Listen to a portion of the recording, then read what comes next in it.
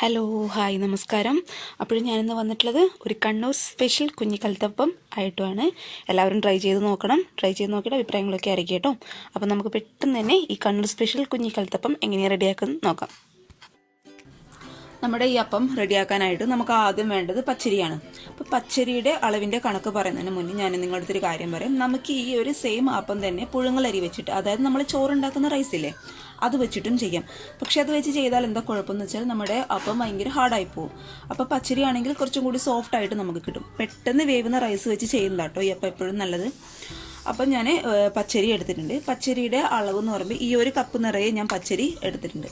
അപ്പോൾ ഏത് കപ്പിലാണോ നിങ്ങൾ പച്ചരി എടുക്കുന്നത് അതേ സെയിം കപ്പിൽ പകുതി ഭാഗം നമ്മൾ എന്തെടുക്കണം, നമ്മൾ ജീരകശാല അരി എടുക്കണം. ജീരകശാല അരി എന്തിനെടുക്കുന്നതെന്ന് വെച്ചാൽ അറിയാമല്ലോ, ജീരകശാല അരിക്ക് പ്രത്യേക ഒരു രുചിയും അതുപോലെ നല്ലൊരു മണവുമാണ്. അതേ മണവും രുചിയും നമ്മുടെ അപ്പത്തിന് കിട്ടാൻ വേണ്ടിയിട്ടാണ് നമ്മൾ പകുതി ഭാഗം ജീരകശാല അരി എടുക്കുന്നത്. ഓക്കെ, മനസ്സിലായെന്ന് വിചാരിക്കുന്നു. ഏത് കപ്പിലാണോ നിങ്ങൾ പച്ചരി എടുക്കുന്നത് അതിൻ്റെ നേരെ ഭാഗം പകുതി ഭാഗം ജീരകശാല അരി എടുക്കുക കേട്ടോ.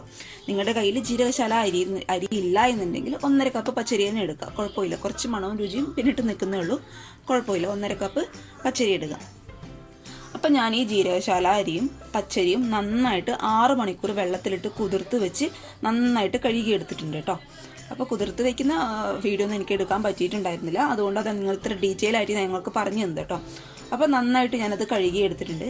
പിന്നെ നമുക്ക് വേണ്ടത് പഞ്ചസാരയാണ്. അപ്പോൾ ഈ ഒരു കപ്പ് നിറയെ ഞാൻ പഞ്ചസാര എടുത്തിട്ടുണ്ട്, ഒരു 1/2 കപ്പ് പഞ്ചസാര കേട്ടോ. പിന്നെ നമുക്ക് വേണ്ടത് ഒരു 1/4 ടീസ്പൂൺ പെരിഞ്ജീരകമാണ്. ഫെനൽ സീഡ്സ്, ക്യൂമിൻ സീഡ്സ് ഇല്ല, 1/4 ടീസ്പൂൺ പെരിഞ്ജീരകം.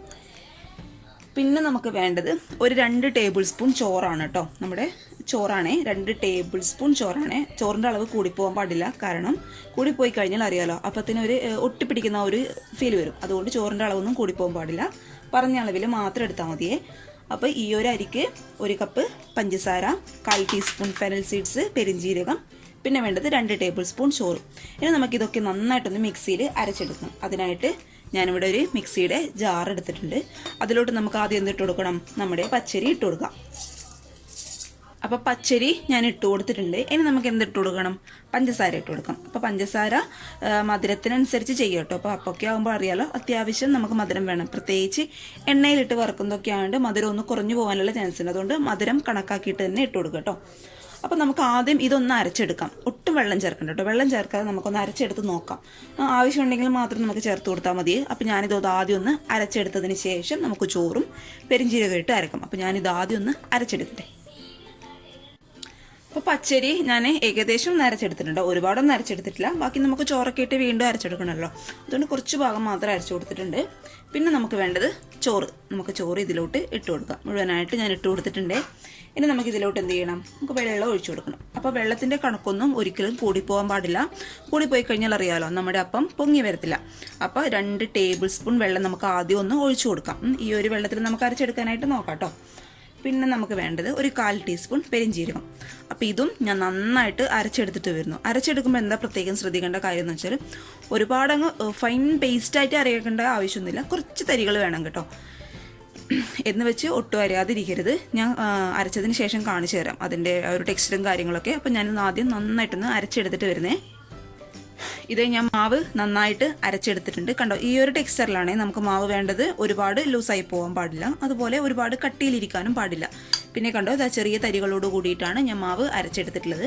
പിന്നെ നിങ്ങൾ പ്രത്യേകം ശ്രദ്ധിക്കേണ്ട കാര്യം എന്താണെന്ന് വെച്ചാൽ, നമ്മൾ പഞ്ചസാരയുടെ ആ ഒരു അളവൊക്കെ ആദ്യമേ തീരുമാനിക്കും കേട്ടോ. കാരണം നമ്മൾ മാവ് അരച്ചതിന് ശേഷം പഞ്ചസാര കുറവാണെന്ന് തോന്നിയിട്ട് നമ്മൾ വീണ്ടും പഞ്ചസാര ഇട്ട് കൊടുത്താൽ അറിയാലോ, പഞ്ചസാര അലിയുമ്പോൾ എന്താവും, നമ്മുടെ മാവ് വീണ്ടും വെള്ളമാവും.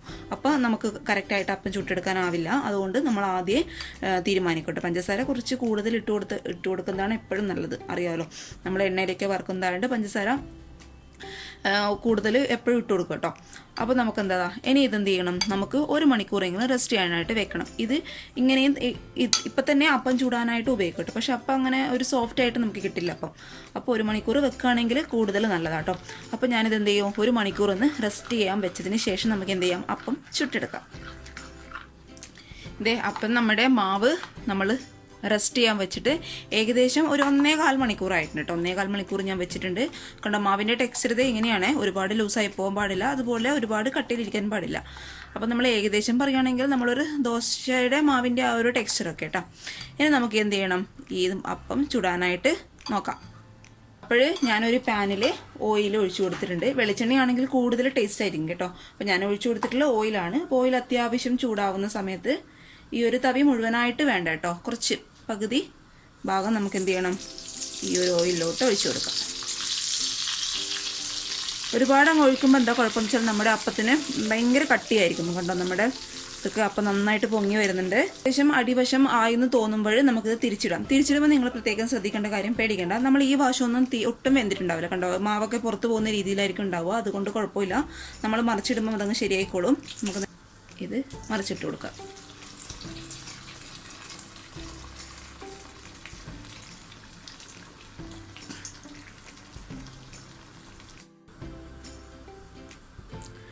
നമ്മുടെ അപ്പം ആയിട്ടുണ്ട്. നമ്മൾ ഇങ്ങനെ ഒന്ന് കുറച്ച് സമയം ഒന്ന് വെച്ച് പിടിക്കുകയാണെങ്കിൽ എണ്ണയ്ക്ക് ഒന്ന് പോയിക്കോളേ.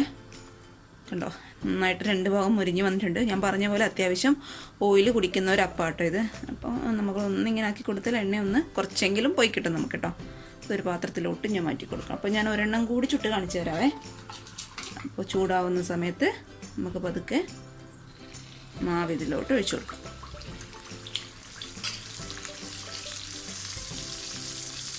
നന്നായിട്ട് പൊങ്ങി വരുന്നുണ്ട്. ഇത് മറിച്ചിട്ട് കൊടുക്കാം.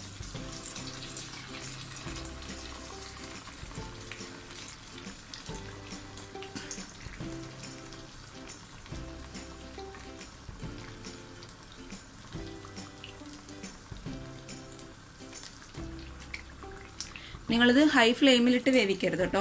നമ്മൾ മാവ് ഈ പാനിലോട്ട് ഒഴിച്ചു കൊടുക്കുമ്പോൾ ഹൈ ഫ്ലെയിമിലിട്ടുള്ളൂ. പിന്നെ പതുക്കെ മീഡിയം ഫ്ലെയിമിലോട്ട് മാറ്റണം കേട്ടോ. കാരണം ഹൈ ഫ്ലെയിമിലിട്ട് ഇത് പെട്ടെന്ന് കരിഞ്ഞു പോവുകയും ചെയ്യും. എന്നാൽ ഉൾവശം ഒട്ടും വെന്തിട്ടും ഉണ്ടാവില്ല. അപ്പോൾ അതൊക്കെ നോക്കിയും കണ്ട് ചെയ്യട്ടോ. ഏകദേശം ആയി എന്ന് തോന്നുമ്പോൾ പതുക്കെ നമുക്കിത് എണ്ണയിൽ നിന്ന് മാറ്റി കൊടുക്കാം.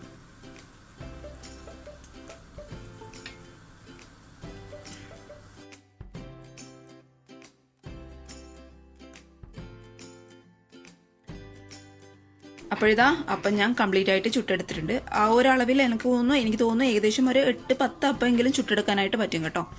അപ്പോൾ കൊളസ്ട്രോൾ ഉള്ള ആൾക്കാർ ഒരുപാട് അങ്ങ് കഴിക്കണ്ട കേട്ടോ. കാരണം ഞാൻ കാണിച്ചു തരാം. നന്നായിട്ട് എണ്ണ കുടിക്കുന്ന ഒരു അപ്പാട്ടോ ഇത്. അപ്പോൾ എപ്പോഴെങ്കിലുമൊക്കെ ട്രൈ ചെയ്ത് നോക്കൂ ഗസ്റ്റൊക്കെ വരുമ്പോൾ. അപ്പോൾ ഇഷ്ടപ്പെട്ടാൽ നിങ്ങൾ തീർച്ചയായിട്ടും ട്രൈ ചെയ്ത് നോക്കണം. ട്രൈ ചെയ്ത് നോക്കിയിട്ട് നിങ്ങൾ എന്ത് ചെയ്യണം, അഭിപ്രായങ്ങളൊക്കെ അറിയിക്കണം കേട്ടോ. അതുപോലെ എൻ്റെ ചാനലിൻ്റെ വീഡിയോസൊക്കെ ആദ്യമായിട്ട് കാണുന്നവരാണെങ്കിൽ സബ്സ്ക്രൈബ് ചെയ്യാനും മറക്കരുത്. അപ്പോൾ അടുത്ത ഒരു നല്ല വീഡിയോ ആയിട്ട് കാണും വരെ താങ്ക് യു. ബൈ.